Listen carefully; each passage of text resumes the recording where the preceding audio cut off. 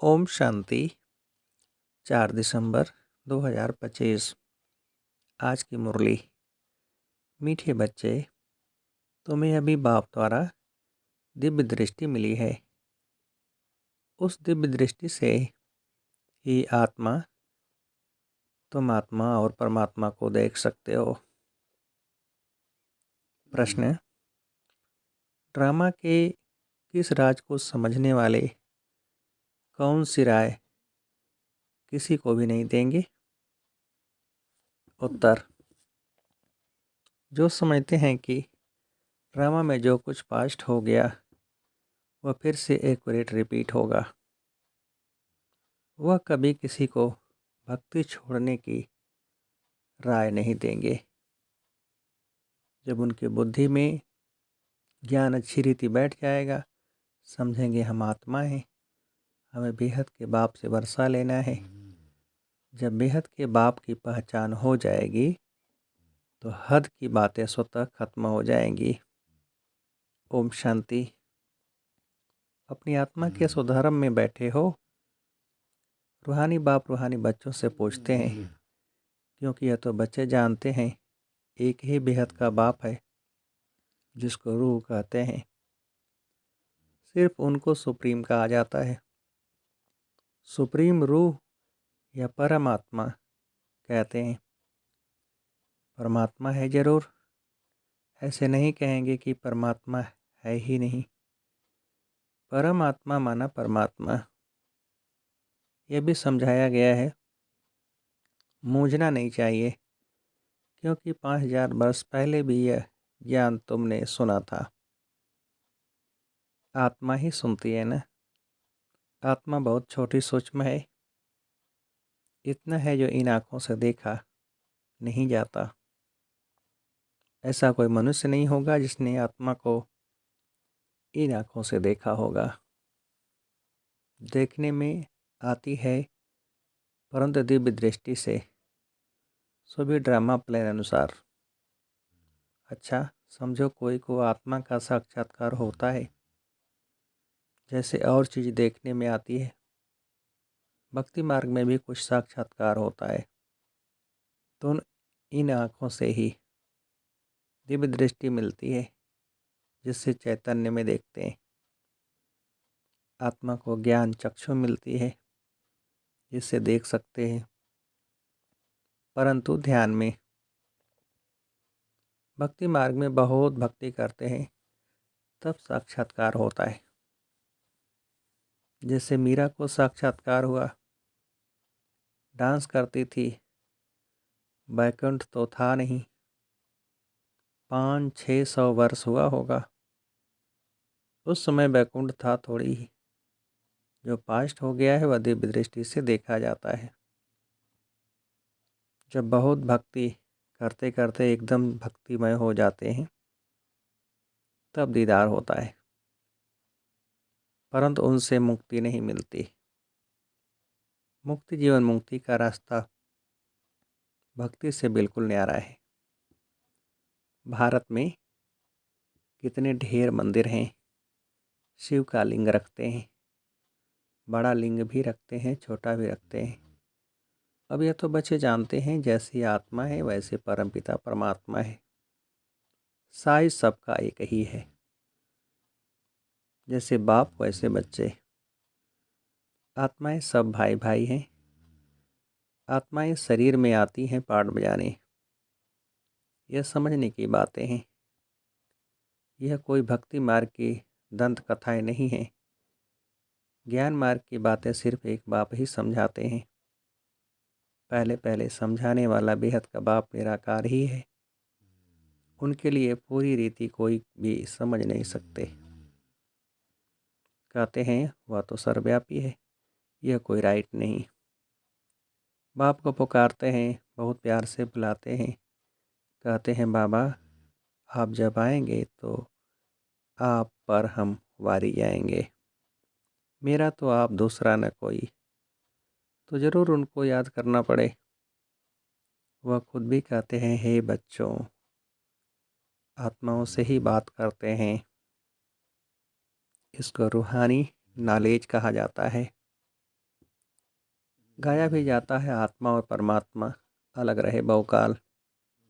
यह भी हिसाब बताया है, बहुत काल से तुम आत्माएं अलग रहती हो, जो ही फिर इस समय बाप के पास आई हो फिर से अपना राजयोग सीखने। यह टीचर सर्वेंट है। टीचर हमेशा ओबीडिएंट सर्वेंट होते हैं। बाप भी कहते हैं हम तो सब बच्चों का सर्वेंट हूँ। तुम कितना हुज्जत से बुलाते हो, हे पतित पावन आकर हमको पावन बनाओ।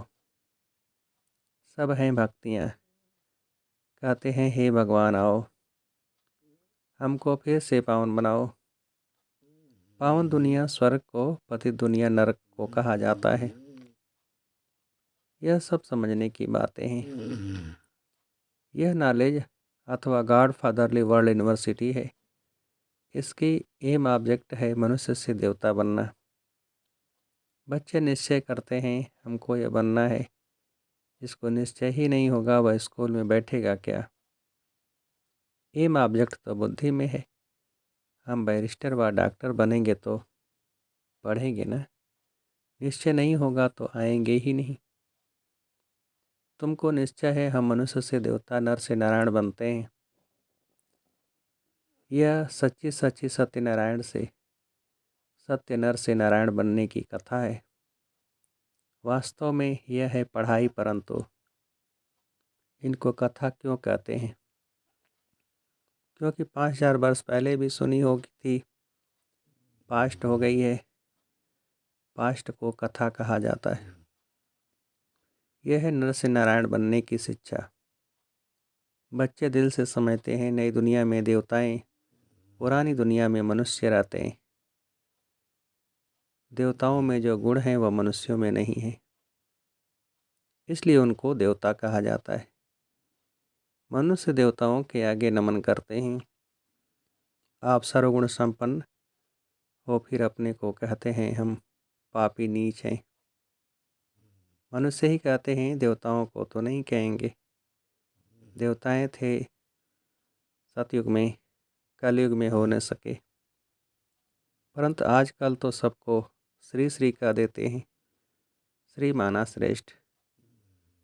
सर्वश्रेष्ठ तो भगवान ही बना सकते हैं। श्रेष्ठ देवता सतयुग में थे। इस समय कोई मनुष्य श्रेष्ठ है नहीं। तुम बच्चे अभी बेहद का संन्यास करते हो।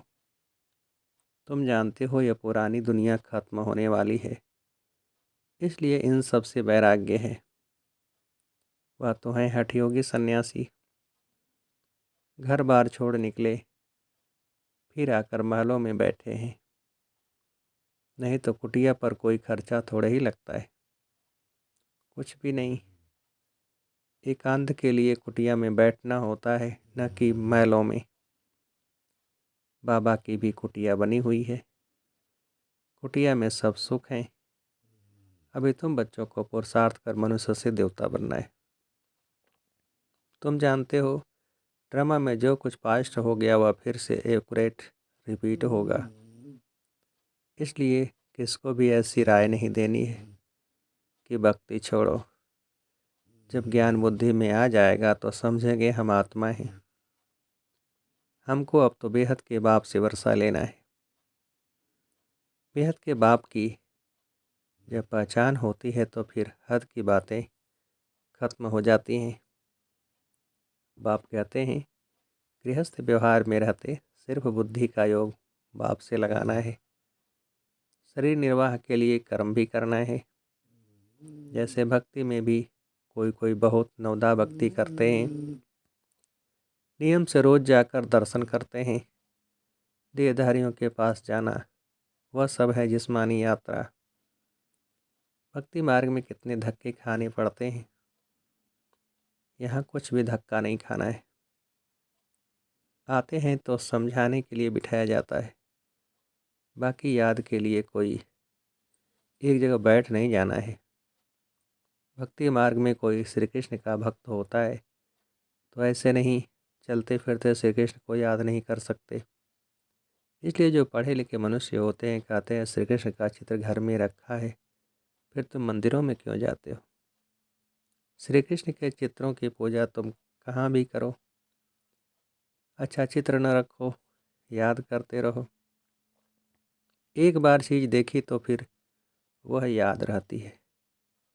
तुमको भी यही कहते हैं, शिव बाबा को तुम घर बैठे याद नहीं कर सकते हो। यह तो है नई बात। शिव बाबा को कोई भी जानते नहीं, नाम रूप देश काल को जानते ही नहीं, कह देते सर्वव्यापी है। आत्मा को परमात्मा तो नहीं कहा जाता है, आत्मा को बाप की याद आती है, परंतु बाप को जानते नहीं तो समझाना पड़े 7 रोज़। फिर रेजगारी पॉइंट्स भी समझाए जाते हैं। बाप ज्ञान का सागर है ना, कितने समय से सुनते आए हो, क्योंकि नॉलेज है ना। समझते हो हमको मनुष्य से देवता बनने की नॉलेज मिलती है। बाप कहते हैं तुमको नई नई कोई बातें सुनाते हैं। मुरली तुमको नहीं मिलती है तो तुम कितना चिल्लाते हो। बाप कहते हैं तुम बाप को तो याद करो, मुरली पढ़ते हो फिर भी भूल जाते हो। पहले पहले तो यह याद करना है मैं आत्मा हूँ, इतनी छोटी बिंदी हूँ। आत्मा को भी जानना है। कहते हैं इनकी आत्मा निकल दूसरे में प्रवेश किया। हम आत्मा ही जन्म लेते लेते अब पतित अपवित्र बने हैं। पहले तुम पवित्र गृहस्थ धर्म के थे, लक्ष्मी नारायण दोनों पवित्र थे, फिर दोनों ही अपवित्र बने। फिर दोनों पवित्र होते हैं तो क्या अपवित्र से पवित्र बने या पवित्र जन्म लिया। बाप बैठ समझाते हैं कैसे तुम पवित्र थे, फिर वाम मार्ग में जाने से अपवित्र बने हो। पुजारी को अपवित्र, पूज्य को पवित्र कहेंगे। सारे वर्ल्ड की हिस्ट्री जोग्राफी तुम्हारी बुद्धि में है। कौन कौन राज्य करते थे, कैसे उन्हों को राज्य मिला, यह तुम जानते हो। और कोई नहीं जो जानता हो। तुम्हारे पास भी आगे यह नॉलेज रचता और रचना के आदि मध्यंत की नहीं थी। गोया नास्तिक थे, नहीं जानते थे। नास्तिक बनने से कितना दुखी बन जाते हैं। अब तुम यहाँ आए हो एक देवता या देवता बनने, वहाँ कितने सुख होंगे। दैवी गुण भी यहाँ धारण करने हैं। प्रजापिता ब्रह्मा की औलाद, भाई बहन ठहरे ना। क्रिमिनल दृष्टि जानी नहीं चाहिए, इसमें है मेहनत। आंखें बड़ी क्रिमिनल हैं, सब अंगों से क्रिमिनल हैं आंखें। आधा कल्प क्रिमिनल, आधा कल्प सिविल रहती हैं। सतयुग में क्रिमिनल नहीं रहती हैं। आंखें क्रिमिनल हैं तो असुर कहलाते हैं। बाप खुद कहते हैं मैं पतित दुनिया में आता हूँ, जो पतित बने हैं उनको ही पावन बनना है। मनुष्य तो कहते हैं ये अपने को भगवान कहलाते हैं। झाड़ में देखो, एकदम तमो प्रधान दुनिया के अंत में खड़ा है, वही फिर तपस्या कर रहे हैं। सतयुग से लक्ष्मी नारायण की डिनाइस्टी चलती है। संबत भी इन लक्ष्मी नारायण से गिना जाएगा। इसलिए बाबा कहते हैं लक्ष्मी नारायण का राज्य दिखाते हो तो लिखो, इससे 1250 वर्ष के बाद त्रेता। शास्त्रों में फिर लाखों वर्ष लिख दिए हैं। रात दिन का फर्क हो गया ना। ब्रह्मा की रात आधा कल्प, ब्रह्मा का दिन आधा कल्प। यह बातें बाप ही समझाते हैं। फिर भी कहते हैं मीठे बच्चे अपने को आत्मा समझो, बाप को याद करो। उनको याद करते करते तुम पावन बन जाएंगे, फिर अंतमति सुगति हो जाएगी। बाबा ऐसे नहीं कहते हैं यहाँ बैठ जाओ। सर्विसेबल बच्चों को तो बिठाएंगे नहीं, सेंटर्स म्यूजियम आदि खोलते रहते हैं। कितने को निमंत्रण बांटते हैं, आकर गॉडली बर्थ राइट विश्व की बादशाही लो। तुम बाप के बच्चे हो, बाप है स्वर्ग का रचयिता, तो तुमको भी स्वर्ग का वर्षा होना चाहिए। बाप कहते हैं मैं एक ही बार स्वर्ग की स्थापना करने आता हूँ। एक ही दुनिया है जिनका चक्र फिरता रहता है। मनुष्यों की तो अनेक मतें, अनेक बातें हैं। मतांतर कितने हैं, इसको कहा जाता है अद्वैत मत। झाड़ कितना बड़ा है, कितनी टालटालियाँ निकलती हैं, कितने धर्म फैल रहे हैं। पहले तो एक मत, एक राज्य था, सारे विश्व पर इनका राज्य था। यह भी अभी तुमको मालूम पड़ा है, हम ही सारे विश्व के मालिक थे। फिर 84 जन्म भोग कंगाल बने हैं। अभी तुम काल पर जीत पाते हो। वहाँ कभी अकाले मृत्यु होता नहीं।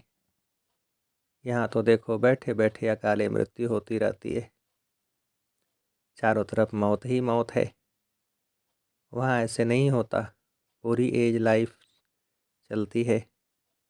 भारत में प्योरिटी पीस प्रॉस्पेरिटी थी। एवरेज वर्ष 150 वर्ष एवरेज आयु थी। अभी कितनी आयु रहती है? ईश्वर ने तुमको योग सिखाया तो तुमको योगेश्वर कहते हैं। वहाँ थोड़े ही कहेंगे। इस समय तुम योगेश्वर हो, तुमको ईश्वर राजयोग सिखा रहे हैं। फिर राज राजेश्वर बनना है। अभी तुम ज्ञानेश्वर हो, फिर राज राजेश्वर अर्थात राजाओं का राजा बनेंगे। अच्छा, मीठे मीठे सिकलते बच्चों प्रति माता पिता बाप दादा का याद प्यार और गुड मॉर्निंग। रूहानी बाप के रूहानी बच्चों को नमस्ते। हम रूहानी बच्चों की रूहानी बाप को नमस्ते। धारणा के लिए मुख्य सार, पहली पॉइंट, आँखों को सिविल बनाने की मेहनत करनी है। बुद्धि में सदा रहे हम प्रजापिता ब्रह्मा के बच्चे भाई बहन हैं। क्रिमिनल दृष्टि रख नहीं सकते। दूसरी पॉइंट, शरीर निर्वाह कर्म करते बुद्धि का योग एक बाप से लगाना है। हद की सब बातें छोड़ बेहद के बाप को याद करना है। बेहद का सन्यासी बनना है। वरदान, बाबा शब्द की स्मृति से कारण को निवारण में परिवर्तन करने वाले सदा अचल अडोल भव। कोई भी परिस्थिति जो भल हलचल वाली हो, लेकिन बाबा कहा और अचल बने। जब परिस्थितियों के चिंतन में चले जाते हो तो मुश्किल का अनुभव होता है। अगर कारण के बजाय निवारण में चले जाओ तो कारण ही निवारण बन जाए। क्योंकि मास्टर सर्वशक्तिमान ब्राह्मणों के आगे परिस्थितियाँ चींटी समान भी नहीं। सिर्फ क्या हुआ, क्यों हुआ, यह सोचने के बजाय जो हुआ उसमें कल्याण भरा हुआ है, सेवा समाई हुई है। बल रूप सरकमस्टांस का हो, लेकिन समाई सेवा है। इस रूप से देखेंगे तो सदा अचल अडोल रहेंगे। स्लोगन, एक बाप के प्रभाव में रहने वाले किसी भी आत्मा के प्रभाव में आ नहीं सकते। अव्यक्ति सारे, अब संपन्न व कर्मातीत बनने की धुन लगाओ। विस्तार, कर्मातीत स्थिति को प्राप्त करने के लिए सदा साक्षी बन कार्य करो। साक्षी अर्थात सदा न्यारी और प्यारी स्थिति में रह कर्म करने वाली अलौकिक आत्माओं, अलौकिक अनुभूति करने वाली अलौकिक जीवन, श्रेष्ठ जीवन वाली आत्मा हूँ। यह नशा रहे। कर्म करते यही अभ्यास बढ़ाते रहो तो कर्मातीत स्थिति को प्राप्त कर लेंगे। अच्छा, ओम शांति।